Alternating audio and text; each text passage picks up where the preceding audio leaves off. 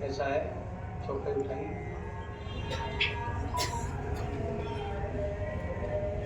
आओ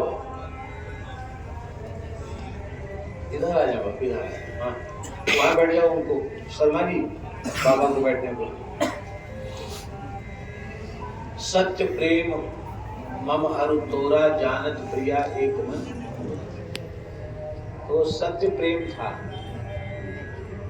हमारी भी हृदय से उनके चरणों में श्रद्धा थी और उनका बहुत स्नेह था। तनिक याद करते तो भी, बहुत व्यस्त होते हुए भी उनका कहने का ढंग था, अरे भाई साहब मैं बहुत प्रपंची बाबा जी हूँ, यहाँ जाना वहाँ जाना, और आप एन मौके पर बोल देते हो, अब कैसे भी करके आना तो पड़ेगा। तो कई बार मैंने ये भी कहा कि महाराज जी ज्यादा कष्ट हो तो वहीं से आसे, नहीं आएंगे जरूर। शताब्दी महोत्सव में भी जहाँ जहाँ प्रार्थना की सब जगह भी पधारे। उनकी अपार कृपा करुणा थी। प्रेम प्रकाशित करने की वस्तु नहीं है, प्रेम छिपाने की वस्तु है। और ये किसी को जानना हो, सीखना हो तो रेवासा महाराज जी से सीखो। आप सोचिए, उन्होंने लिखित रूप से 2015 में ही इस दास को जानकी नाथ जी के सेवक के रूप में नियुक्त कर दिया था। और 2015 के बाद इतना शताब्दी महोत्सव चला गया, इतनी बार मिले जुले, कभी उन्होंने हमसे यह नहीं कहा कि मैंने ऐसा कर दिया है। नहीं तो लोग इतनी बड़ी बात छिपा के नहीं रख पाते हैं। मैंने ऐसा कर दिया है, उन्होंने नहीं कहा, एक बार भी नहीं कहा। हाँ ये जरूर कहते थे 2-3 वर्ष से, क्या श्री आचार्य पीठ को लेकर हम एकदम निश्चित थे। जानकी नाथ जी ने बहुत अच्छी व्यवस्था कर दी, तो हमने कभी उनसे पूछना उचित नहीं समझा कि क्या व्यवस्था कर दी है। कर दी होगी महाराज जी ने कोई व्यवस्था। अकस्मात वे अंतर्धान हुए और अप्रत्याशित रूप से, असंकल्पित रूप से श्री स्वामी अग्रदेवाचार्य भगवान ने, श्री जानकी नाथ भगवान ने इस दास को अपने झाड़ूदार के रूप में स्वीकार किया। यद्यपि सब जगह परिस्थितियां सर्वथा मन के अनुकूल हो, ये संभव नहीं है। प्रतिकूलता का ही नाम संसार है।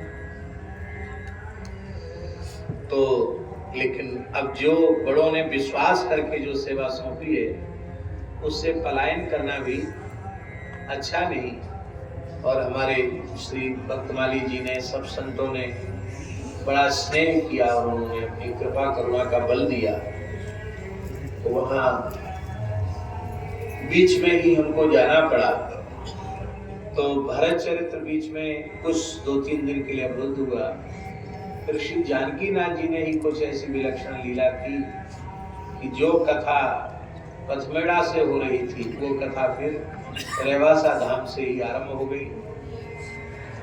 महाराज जी के बृहद भंडारे तक वहां कथा हुई। उसके बाद जो 2-3 दिन बचा वो पूर्णता फिर मनोरमा गोलोक तीर्थ नंदगांव में हो गई। तो यहाँ भी ठाकुर जी ने लाज रख ली और वहां भी पूर्णता हो गई। तो कहने का प्रयोजन दास का इतना ही है कि खींच तान के अयोध्या कांड तक हम पहुंच पाए। तो यहाँ भी लोग कह रहे थे कि अमुक अमुक लोगों का आग्रह है कि सप्ताह कथा हो जाए। भागवत जी का सप्ताह ही ज्यादा होता है, उसी का प्रचलन ज्यादा है।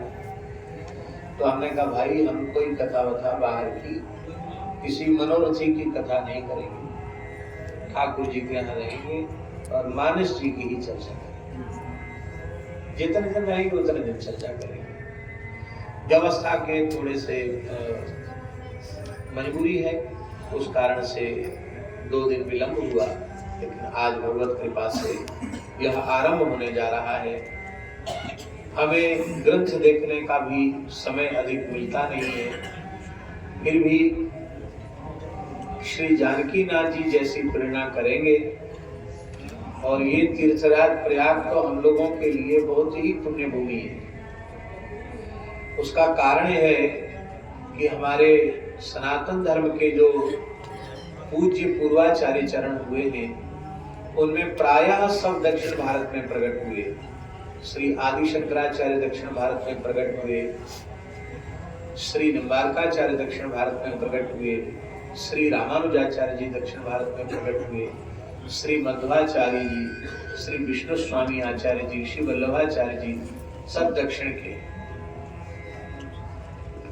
एकमात्र श्री रामानंदाचार्य भगवान ने तीर्थराज प्रयाग को चुना, क्योंकि शायद हो सकता है इधर मध्य उत्तर की भूमि भी विकल हो रही होगी।